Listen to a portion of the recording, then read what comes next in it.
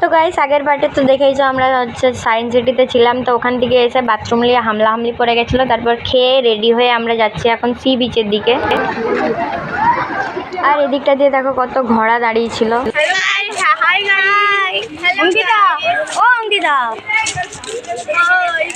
এই যে আন্টি দেখে রাখো, এই যে আমাকে খুব জ্বালাচ্ছিল সারাদিন রাত। আমরা না রাত হয়নি, আমি ছাড়িনি, রাত হয়নি এখনো।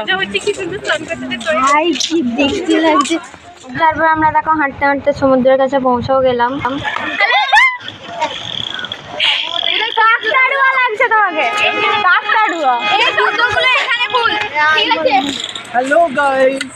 আর এদিকে দেখো মা একটা স্টারফিশ তুলে আমাকে দেখাচ্ছিল।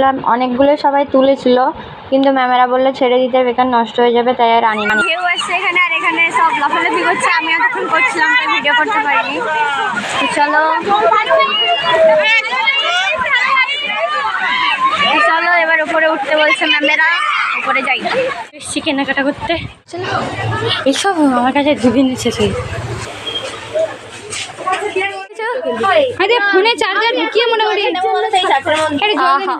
তো গাইস এখন দেখো পুরো অন্ধকার হয়ে গেছে, এবার হয়তো আস্তে আস্তে জোয়ারটা আসবে। আর মায়েরা ওইদিকে কিছু একটা কিনছে আরও হয়তো, আর ম্যামেরা ওই সেইখানে কোথায় কি আছে জানি না। তো চলো এবার যাবো রুমে, দিয়ে আমাদের বাস ছেড়ে দিবে। তো চলো। আর এখানে একটা জগন্নাথের মন্দির ছিল, তাই সবাই প্রণাম করে নিল। রেডি হয়ে গেছে বাসে যাওয়ার জন্য, মানে বাস আসেনি এখনো। হাই, শুধু হাই করতে আসিস তুই। তো চলো বাস আসুক, তারপর তাই আর নাচ করছি না, মাথা যত ধরে গেছে অলরেডি।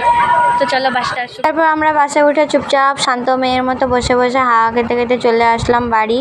আর এখানটাতে একবার দাঁড়িয়ে সবাই খাচ্ছিল, কিন্তু আমি খাইনি, কারণ আমার একটু প্রবলেম হচ্ছিলো, গাগুলো হচ্ছিলো, বেকার আবার ঢেলে দেবো কার গায়ে।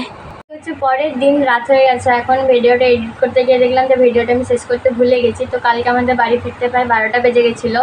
তারপর এনার্জি দিচ্ছিল না, তাই এসে খেয়ে ঘুমিয়ে পড়েছিলাম। তো চলো ভিডিওটা এই পর্যন্তই। যদি ভিডিওটা ভালো লেগে থাকে তো লাইক, কমেন্ট, শেয়ার, সাবস্ক্রাইব করে দিও। আর ফেসবুকে যারা দেখছো তারা ফলো করে দিও। টাটা।